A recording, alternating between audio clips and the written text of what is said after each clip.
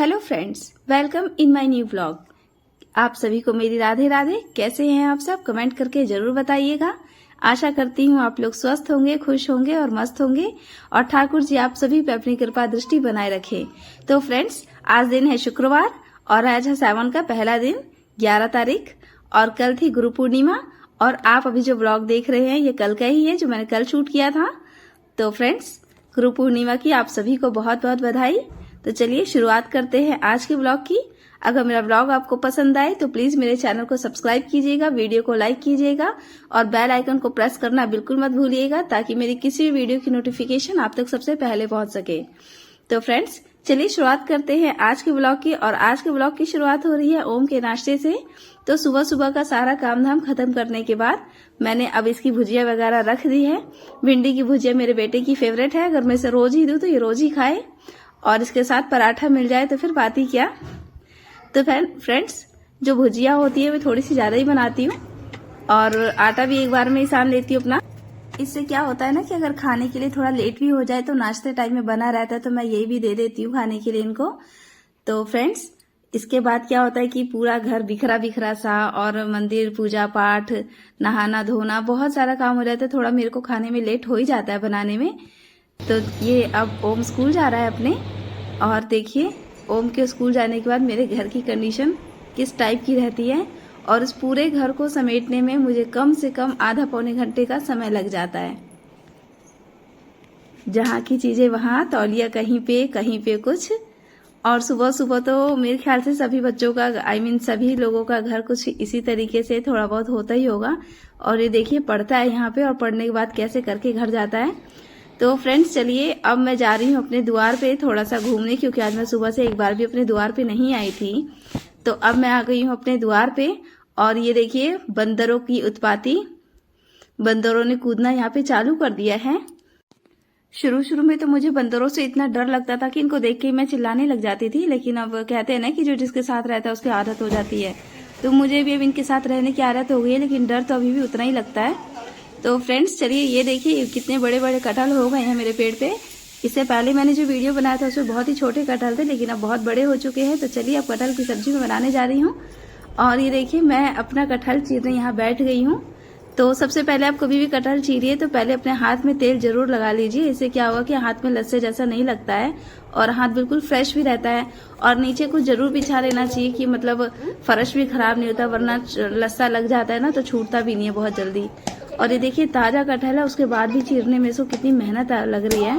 पहले तो मुझे काटने भी नहीं आता था, मेरे को किसी को बुलाती थी काटने के लिए, लेकिन आखिर फिर मैंने सोचा कि कितने दिन किसको बुलाया जाए, धीरे धीरे चलो सीख ही लेते हैं। और अब तो मैं कटहल काटने में परफेक्ट भी हो चुकी हूँ। और मेरी तरह कितनी ही होंगी लेडीज जिन्हें कटहल काटने नहीं आता होगा। तो फ्रेंड्स, जो कटहल की सब्जी होती है बिल्कुल नॉनवेज की तरह ही लगती है बनाने में। और होली के दिन तो स्पेशली हमारे यहाँ कितना भी महंगा कटहल हो जरूर ही बनता है।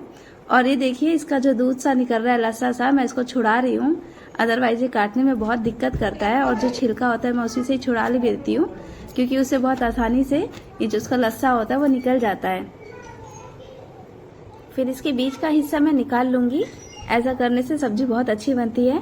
फ्रेंड्स, हम लोग जब मायके में होते हैं तो कुछ करने का मन ही नहीं करता कि ये नहीं आता वो नहीं आता, लेकिन ससुराल में जब जिम्मेवारियों का बोझ आता है तो सब कुछ करने आ जाता है। मेरी मम्मी तो मेरे पे इतनी हैरान होती है कि तेरे को तो कुछ नहीं आता था और तेरे को अब सब आने लग गया। वो तो अभी भी बिलीव नहीं करती कि मुझे कुछ आता भी है। तो फ्रेंड्स, देखिए कितने सुंदर से मैंने कटहल काट लिए हैं अपने। और इसके साथ साथ मैंने ये 6-7 प्याज है और लहसुन है। और फिर मैं अब इसकी सब्जी बना लूंगी। और यहाँ पे देखिए रानी पूजा कर रही हैं, इन दिनों रानी ही पूजा कर रही हैं। तो चलिए चलती हूँ मैं अपनी सब्जी की तरफ। तो फ्रेंड्स, कटहल की सब्जी जो होती है उसमें थोड़ा सा तेल ज्यादा लगता है। वैसे आपकी मर्जी, जितना यूज करना चाहें आप कर सकते हैं। और इसमें मैंने जीरा और मेथी डाल के और फिर इसमें मैंने 2 लहसुन की पोटी पूरी डाल दी है, क्योंकि इनको बहुत पसंद है ऐसा लहसुन खाने में। और 2 सूखी लाल मिर्च डालने के बाद 2 तेज पत्ते डालने के बाद मैंने इसमें देखिए सारी प्याज अपनी ऐड कर दी है। और जब हमारी प्याज थोड़ी सी लाल टाइप में हो जाएगी तो इसको थोड़ा सा चलाने के बाद देखिए अब मेरी प्याज है जो थोड़ी लाल हो गई है। और मैंने अपने कटहल धो के रख लिए हैं। अब काटने के बाद ही मैंने अपने कटहल को धोया है। और जब देखिए मेरी प्याज भी भून चुकी है और मैं क्या करूँगी कि सारे कटहल मैं इसमें ऐड कर दूँगी। तो फ्रेंड्स, कटहल की सब्ज़ी हमारे यहाँ की बहुत ही स्पेशल सब्ज़ी है, क्योंकि मेरा गांव कटहल के लिए बहुत फेमस है। कहीं भी आप मतलब मैं अपने गांव का नाम तो नहीं बता रही, लेकिन हमारे गांव का सीरियसली कटहल इतने सारे पेड़ है यहाँ के, यहाँ का कटहल सच्ची में बहुत फेमस है। और आपने अभी देखा ही मेरे द्वार पे ही 2 कटहल है, हमारे बगीचे में बहुत सारे, और आस पड़ोस भी कटहल के भी बहुत सारे पेड़ हैं। तो आप अपनी सब्ज़ी को अच्छे से भूनना ज़रूर, जितना सब्ज़ी को भूनेंगे सब्ज़ी उतनी है। और इसको मैंने बॉईल करके नहीं बना रही हूँ, आप चाहे तो इसे बॉईल करके भी बना सकते हैं। और देखिए मैंने 3 आलू अपना काट लिया है। और बॉईल करने का मतलब है कि पहले आप काट के इसको आलू और कटहल को एक साथ उबाल लीजिए और उसके बाद अपना मसाला वगैरह फ्राई करने के बाद इसको बनाइए। लेकिन मैं पहले ही ऐसा कर लेती हूँ, मैं कच्चे ही भून लेती हूँ और उसके बाद मैं अपने सारे मसाले ऐड करके और देखिए पीस के मैंने इसमें पेस्ट डाल दिया अपना। और पेस्ट डालने के बाद आप मसाले को तब तक भूनिए जब तक ये तेल ना छोड़ दे। और कहते हैं ना, सब्जी में जितना भूजा जाए वो सब्जी उतनी ही स्वादिष्ट और लाजवाब बन के तैयार होती है। तो फ्रेंड्स, इसमें मैंने हल्दी, मिक्स मसाला, नमक, गरम मसाला, मीट मसाला, जो भी चीज़ था मैंने अपना सब इसमें ऐड करके और मैं इसको कम से कम 10 से 15 मिनट के लिए अच्छे से भूज लूँगी।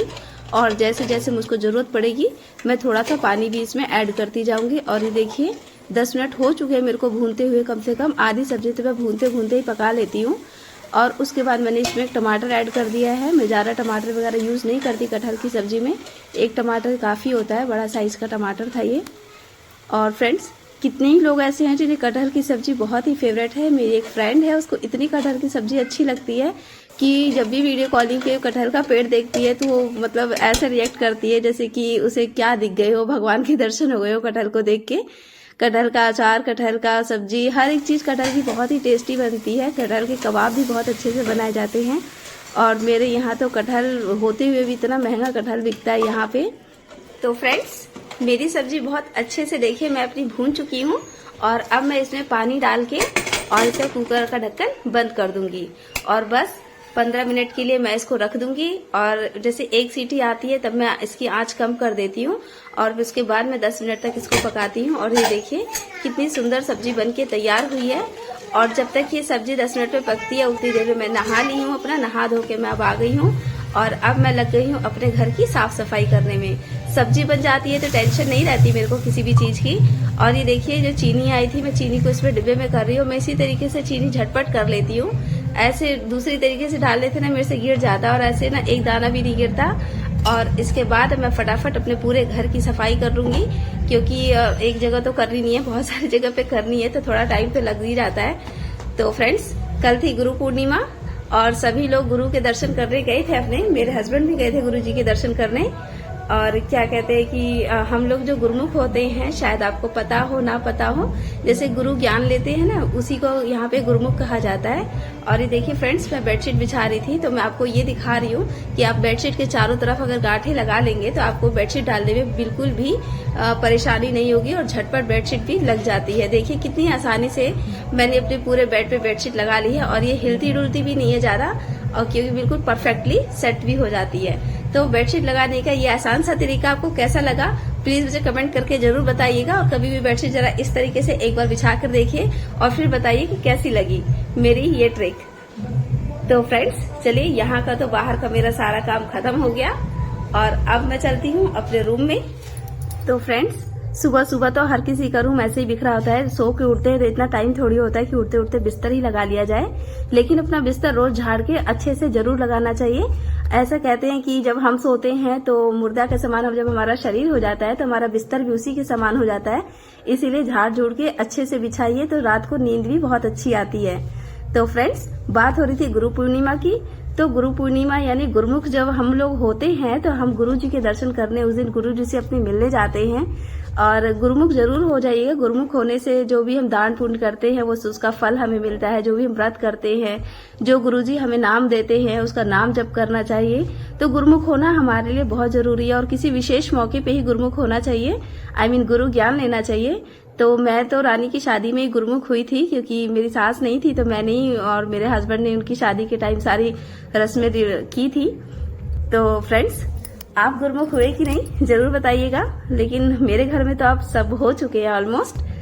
और ये देखिए मैंने कितनी अच्छे से अपना ये बिस्तर सेट कर दिया एक कंघी की मदद से, क्योंकि जब हम गद्दे में चादर लगाते हैं तो उंगलियां में दर्द होने लग जाता है या फिर कट जाती है। तो आप कंघी का इस्तेमाल करके बहुत झटपट से और बिल्कुल फिनिशिंग के साथ आप चादर बिछा सकते हैं। तो फ्रेंड्स, ये छोटी छोटी जो बातें होती है हमारे काम को बहुत आसान बना देती हैं। इसी तरीके से अपने पूरे घर की साफ सफाई करती हूँ, तब मेरा घर इतना साफ सुथरा लगता है, क्योंकि जिस घर में छोटे बच्चे होते हैं उस घर में कितनी भी सफाई कर लो, सफाई रह नहीं सकती। तो फ्रेंड्स, बेड वगैरह पोंछ देने के बाद देखिए सारा बर्तन वगैरह, तकिया, हर जगह सेट करना, ये सब सुबह सुबह की तो हमारी एक्सरसाइज की समान होती है। हम क्या एक्सरसाइज करें, यही एक्सरसाइज है हमारे लिए। तो फ्रेंड्स चलिए अब मैं अपने सेकंड रूम की भी सफाई कर लेती हूँ। तो फ्रेंड्स, फटाफट सफाई करने के बाद घर थोड़ा बहुत देखने के लायक होता है। और चलिए अब मैं आपको अपने द्वार पर का सीन दिखाती हूँ। मेरे द्वार पे क्या हो रहा है देखिए। ये जो पूरा बसवाड़ था पूरा कवर कर लिया था इसने, तो इसी को देखिए काटा जा रहा है यहाँ पे। और मजदूर लगवा रखे हैं करवाने के लिए, तो क्योंकि अकेले मतलब पॉसिबल नहीं है करवाना। और ये देखिए बहुत सारी आगे पीछे, और देखिए कितनी सफाई हो गई यहाँ पे, क्योंकि पूरा अंदर की साइड में आ गया था, जिसे सांप बिच्छी का बहुत डर था। बारिश का मौसम चल रहा है इस वजह से भी। और देखिए पूरा द्वार खाली पत्ते पत्ते हो रखे हैं। और मैं जब इन पत्तों पे चल रही थी तो इतने ज्यादा पत्ते गिर रखे हैं ना कि मेरा पैर अंदर तक चला जा रहा था। तो फ्रेंड्स, छोटे बच्चों का घर है, पास पड़ोस के भी आते रहते हैं, तो बहुत रिस्की था, इस वजह से सफाई करवानी बहुत जरूरी थी। और चलिए मैं दिखाती हूँ आपको पूरा। देखिए पूरा द्वार कैसा फैल रखा है, और इन्हीं टोकरों में भर भर के ये सारी जो पत्तियां हैं इनको बाहर फेंका जाएगा और जला दिया जाएगा, वरना ये हवा चलेगी तो उड़ उड़ के सब जगह ही गंदा हो जाता है। तो फ्रेंड्स, मैं जब आपसे बातें कर रही हूँ तो आपको हर एक भजन कीर्तन की आवाजें आ रही होंगी, जो कि मेरे पास में जो शिव जी का मंदिर है वहीं पे ये भजन कीर्तन सब हो रहा है। गांव की सारी औरतें मिलकर भजन कीर्तन करती हैं, क्योंकि आज गुरु पूर्णिमा है। तो गुरु पूर्णिमा का पर्व बहुत ही धूमधाम से नाच गाने के साथ मनाया जाता है। और ये देखिए उसकी एक झलक आप देखिए, ये शिव जी का मंदिर है और कितनी सारी चीजें भगवान शिव को चढ़ाई गई हैं। और दर्शन कीजिए। जय भोलेनाथ की, जय माता पार्वती की कृपा दृष्टि बनाई रखिएगा। और यहाँ पे देखिए नाच गाना हो रहा है, गाँव की सभी औरतें हैं यहाँ पे। और फ्रेंड्स, अभी तो ऐसा लग रहा है जैसे एक उत्सव टाइप से हादसा बन रहा है, तो इस तरीके से रियलाइज हो रहा है मेरे को। ये वीडियो मैंने खुद ही शूट किया, मैंने करवाई है किसी से।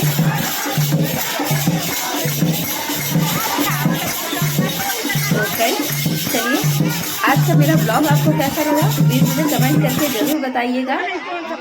मिलते हैं अपने अगले ब्लॉग में। और यहाँ पे देखिए, यहाँ पे भोजन चल रहा है सब लोगों का। पूरे गांव के लोग चंदा मिला के मिलजुल के ये सेलिब्रेट करते हैं, क्योंकि सभी की आस्था है भगवान शिव में। और यहाँ पे देखिए ओम और अनी भी खाना खा रहे हैं, आई मीन प्रसाद खा रहे हैं, और बहुत ही अच्छी व्यवस्था होती है। तो शाम हो गई है और मैंने मिस्त्रियों की भी चाय लिए बना ली है।